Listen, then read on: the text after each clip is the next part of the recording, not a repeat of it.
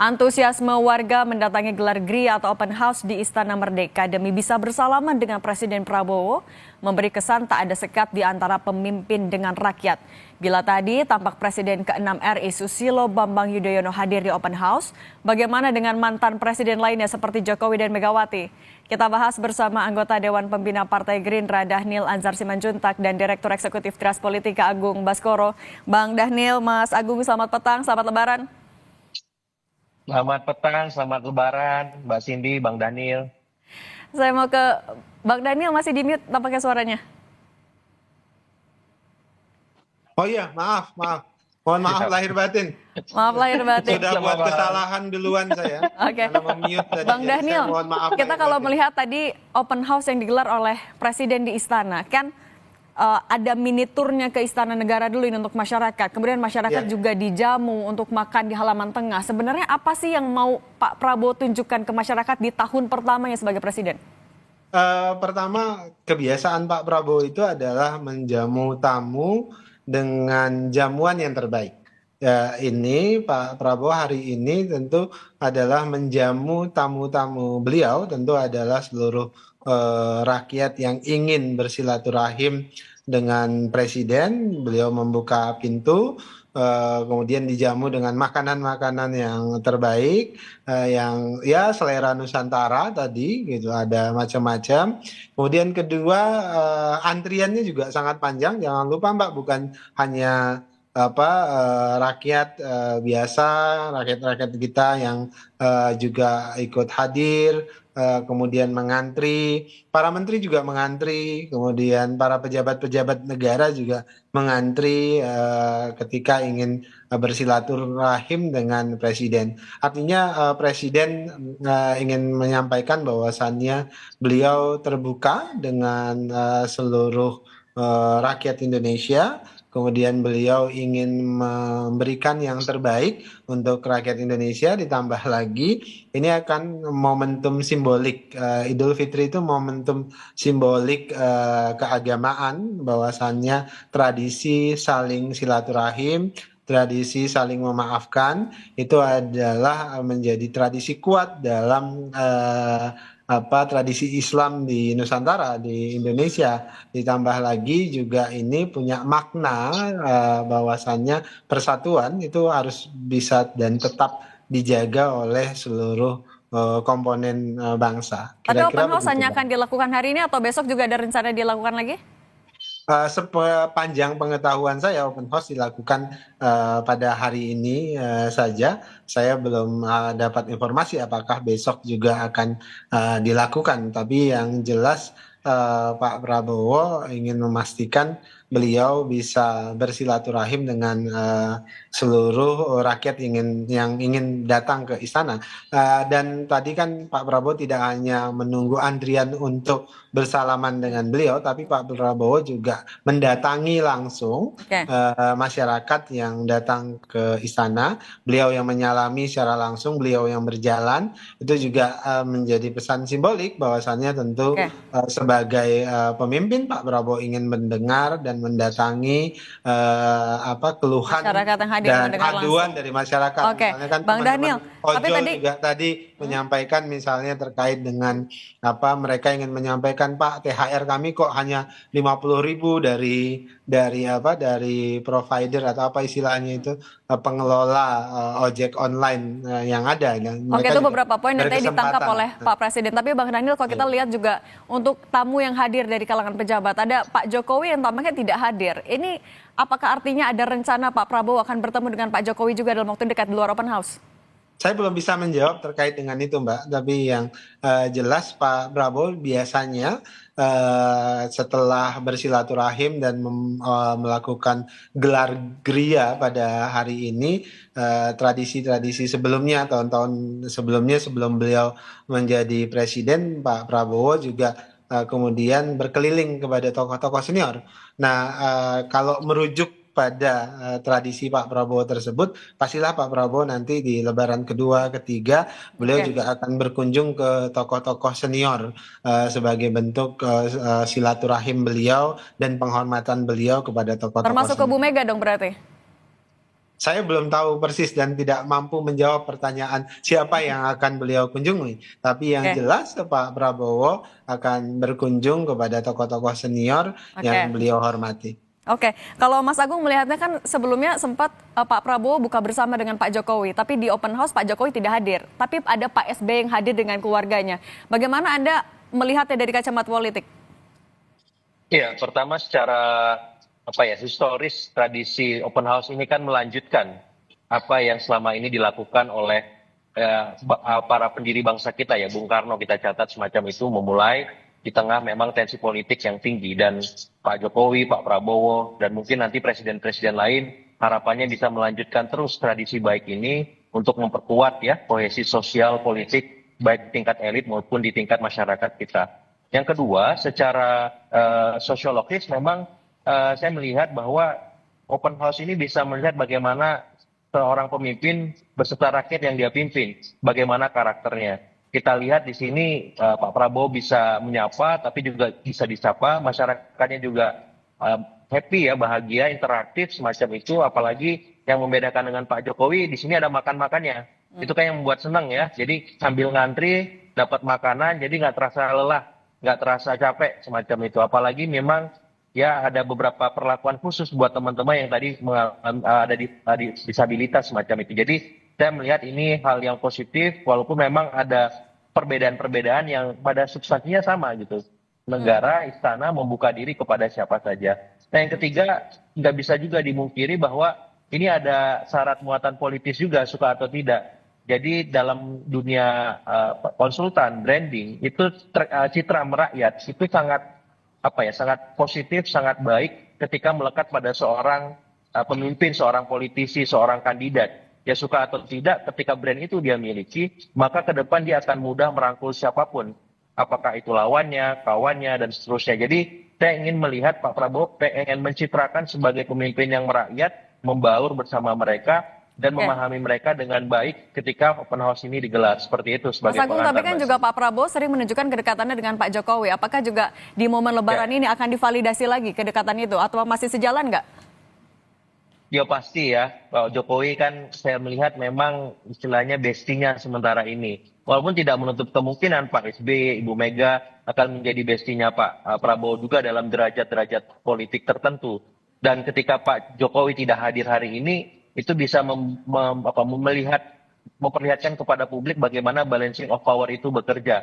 Ada Pak SBY di sana yang sedikit banyak juga mengirimkan pesan bahwa Pak Prabowo juga sangat dekat dengan Pak SBY. Kalau kemarin Pak buka bersama dengan Pak Jokowi, ini halal bihalal atau open house dengan Pak SBY. Bisa jadi nanti setelah momen halal bihalal ketika Kongres PDIP digelar, Pak Prabowo dekat dengan Ibu Mega.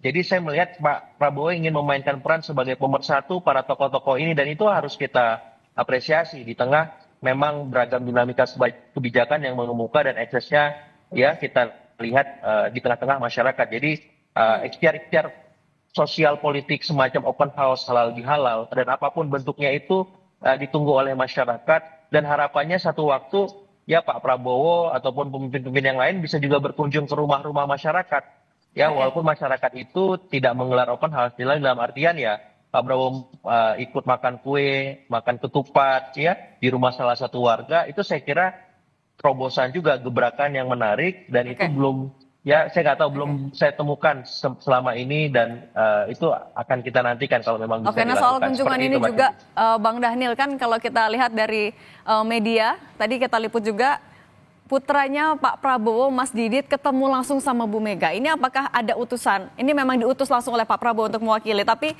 Bang Dhanil tahan dulu, dijawab usai jeda berikut ini.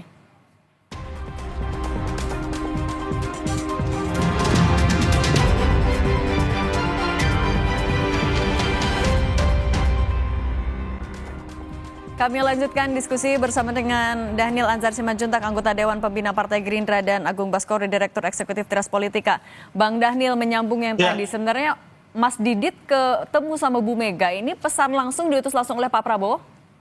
Ya, Mas Didit kan dekat juga dan sering berdiskusi atau banyak juga bersilaturahim dengan Mbak Puan khususnya, Mbak. Jadi mungkin Mas Didit datang sebagai anak presiden, kemudian karena akrab dengan Mbak Puan, kemudian bersilaturahim ke sana dan tentu bersilaturahim dengan Ibu Megawati juga. Jadi ini saya pikir adalah salah satu komunikasi yang positif antar keluarga presiden, baik itu presiden yang sedang memimpin pada saat ini dengan presiden-presiden sebelumnya, dan itu yang dilakukan oleh Mas Didit pada kesempatan ini. Dan Tapi ada pesan tentu yang Pak dititipkan oleh Pak Prabowo nggak, Mas? secara spesifik saya tidak tahu apakah ada pesan atau tidak, tapi yang jelas Pak Prabowo pasti mengetahui dan titip salam pasti kepada Bu Megawati terkait dengan kehadiran silaturahim Mas Didit ke Ibu Megawati. Kalau dari Mas Agung melihatnya ini sudah cukup mewakili Pak Prabowo untuk ketemu dengan Bu Mega, atau ya tetap perlu Pak Prabowo ketemu langsung sama Bu Mega untuk membicarakan banyak hal misalnya? Ya, ini prakondisi Mbak Cindy ya, sebelum politik nasi goreng itu jadi dimasak ya.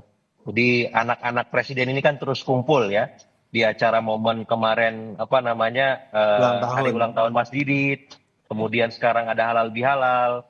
Nah, nanti kan dalam waktu dekat mungkin bulan ini kalau saya tidak salah, kalau tidak berubah ada kongres ya PDIP yang akan digelar. Jadi prakondisi ini akan kita lihat terus apakah bentuknya halal bihalal, open house dan seterusnya. Apakah langsung dari keluarga Pak Prabowo ke Ibu Mega, keluarga Ibu Mega, atau dari utusan-utusan masing-masing dari Gerindra atau PDIP. Sehingga politik nasi goreng itu bisa dimasak dan masyarakat bisa menikmatinya bersama-sama, Mbak Cindy, seperti itu. Nah, Bang Daniel tadi kalau soal bertemunya anak-anak presiden ini juga kan mendekati momen Lebaran, meskipun terakhir momennya adalah ulang tahun Mas Didi, tapi ini apakah juga bentuk komunikasi politik sebenarnya? Ini komunikasi silaturahim aja, Mbak. Kemudian karena yang melakukannya adalah anak-anak politisi dan politisi, kemudian diterjemahkan punya makna politis. Yang saya pahami Mas Didit tipologinya cenderung tidak bingkai pikirnya itu bukan bingkai pikir politik.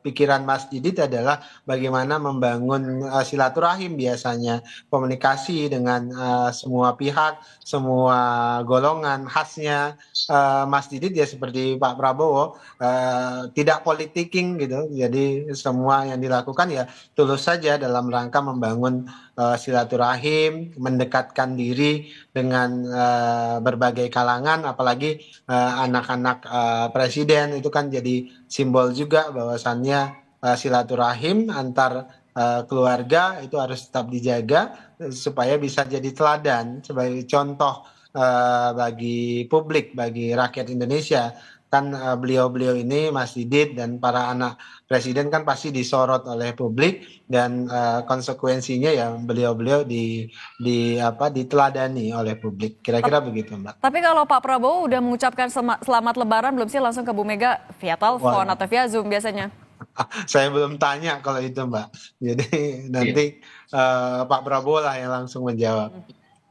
Oke. Tadi kan juga sempat disinggung sama Mas Agung soal adanya kongres di bulan April ya untuk kongres PDIP. Ada rencana tapi Pak Prabowo akan hadir langsung nanti? Kemungkinannya besar kalau saya dengar dari teman-teman PDIP ya. Apalagi kalau tadi Bang Daniel bilang Mas Didit memang fokus ya, tidak politis. Tapi saya agak susah. Kenapa? Karena ada Pak Muzani di samping Mas Didit tadi bisik-bisik, Mbak Cindy. Jadi kalau dibilang ini nggak politis agak berat ya. Tapi ya sudah. Kita lihat secara utuh bahwa ini memang pure ya, silaturahim, tapi namanya politisi, anak politisi, apalagi di samping ada ketua MPR, kemudian sekjen Gerindra, rasanya susah kalau tidak dibilang ini ada politik-politik ya Mbak Cindy, seperti itu. Oke, Bang Daniel juga sekaligus tadi kan juga di open house silaturahmi ramah tamah antara presiden dengan juga para menterinya. Dan kalau kita mundur ke belakang kan Pak Presiden sempat bilang menteri-menteri ini harus memperbaiki komunikasinya karena banyak yang menimbulkan pernyataan kontroversial. Tapi kalau yang Bang Daniel ketahui sebenarnya Pak Prabowo sudah menegur inikah ke para menterinya? Sudah. Secara langsung Pak Prabowo di rapat kabinet misalnya, baik yang tersorot oleh Kompas TV maupun yang tidak tersorot oleh Kompas TV, Pak Prabowo sudah mewanti-wanti terkait dengan komunikasi yang simpatik, empatik terkait dengan program-program pemerintah. Karena kan selama lebih dari 130 hari Pak Prabowo di office gitu, atau di pemerintah itu sebenarnya banyak sekali program-program yang kemudian itu punya efek dan punya dampak luas bagi masyarakat, dan terus terang memang diakui komunikasinya masih kurang, masih tidak efektif menyampaikan kepada publik terkait dengan agenda baik yang sudah didorong oleh presiden. Nah, itulah yang kemudian kritik-kritik publik selama ini terkait dengan komunikasi publik yang buruk, kemudian komunikasi para menteri, komunikasi istana dan sebagainya itu didengar baik oleh Pak Presiden Pak Prabowo Subianto, bahkan secara khusus beliau juga sudah menyampaikan pesan kepada masing-masing menteri, pejabat publik untuk kemudian menyampaikan semua agenda dan program-program pemerintah yang dikerjakan pada hari ini supaya kemudian tidak terjadi misunderstanding terkait dengan agenda pemerintah. Soal komunikasi ini juga tadi diingatkan lagi kah di momen Ramadhan tadi?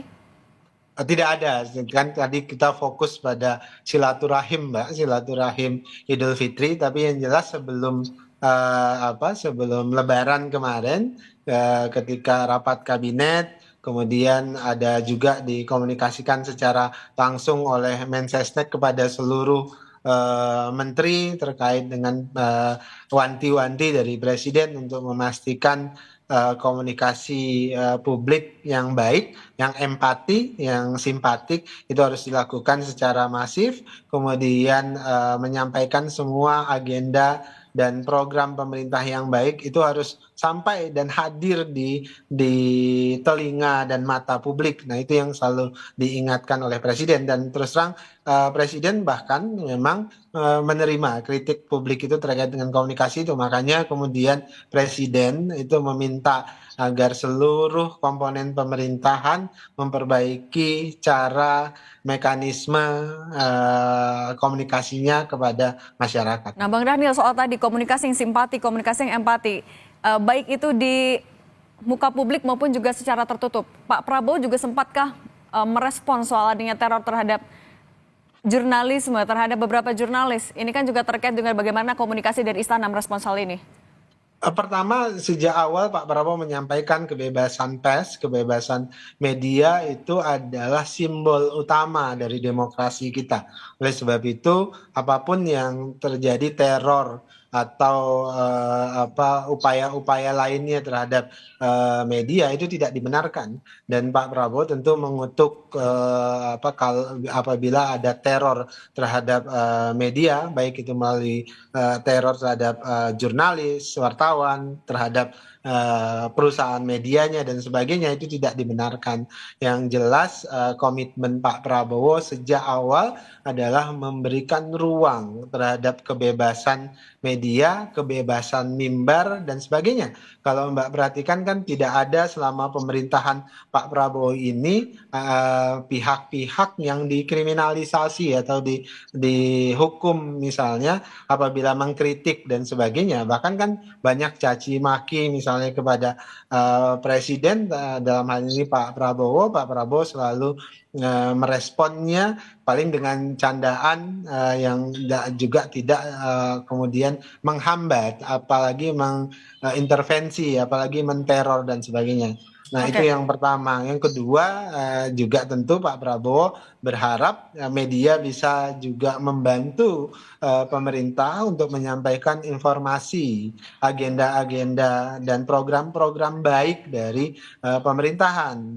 Dalam hal ini program-program Pak Prabowo, kritik itu harus, dan Pak Prabowo menyediakan ruang yang sangat luas, tapi di sisi lain juga berharap tentu agenda-agenda baik pemerintahan Pak Prabowo disebarluaskan kepada masyarakat. Oke, Mas Agung, ini kan juga soal komunikasi yang kerap kontroversial, kerap jadi sorotan juga. Nah, tapi dengan digelarnya open house, kan tujuannya adalah untuk meleburkan sekat antara pemerintah dan juga seluruh elemen. Apakah ini sebenarnya adalah langkah yang strategis, langkah yang efektif, apalagi yang harus dilakukan?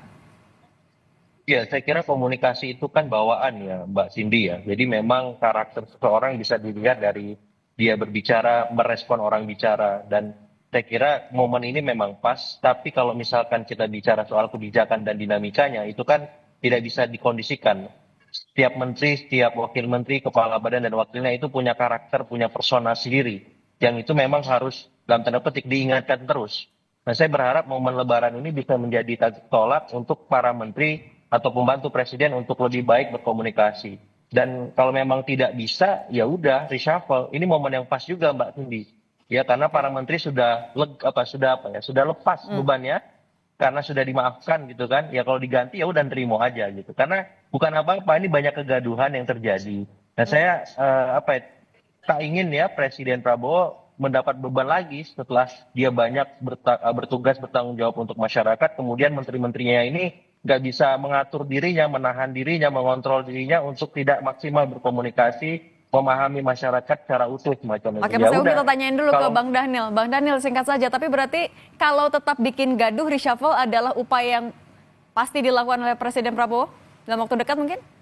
Itu adalah hak prerogatif presiden pasti. Saya tidak mampu dan tidak ingin juga menjawab pasti ada reshuffle dan sebagainya. Tapi itu menjadi salah satu yang jelas, dipertimbangkan oleh Presiden. Tapi yang jelas presiden pasti selalu mengevaluasi seluruh kinerja kabinet beliau. Dalam setiap sidang-sidang kabinet yang juga saya ikuti, Pak Prabowo selalu menyampaikan bahwasannya beliau tidak menganut prinsip evaluasi triwulan misalnya atau per semester atau per tahun. Setiap hari akan beliau evaluasi. Artinya kalau kemudian di luar komando dan di luar komitmen presiden setiap saat bisa mengganti para pembantunya karena semua menteri, wakil menteri, kepala badan, wakil kepala badan, semua elemen di pemerintah pada hari ini harus mengikuti komitmen presiden terkait dengan agenda-agenda presiden. Presiden ingin memastikan Indonesia bersih, Indonesia yang bebas dari praktek korupsi, maka semuanya harus bersiap dengan dengan komitmen evaluasi untuk bersih. Oke. Untuk bersih dan evaluasi dan sebagainya. Oke, yang kita tunggu juga setelah open house ini, apalagi upaya dari pemerintah juga yang akan dilakukan. Bang Dhanil Anzar Simanjuntak dan Mas Agung Baskoro, terima kasih sudah berbagi di Kompas Petang. Sehat selalu semuanya, selamat Lebaran lagi. Selamat Lebaran. Selamat Lebaran. Mohon maaf lahir batin, Mbak.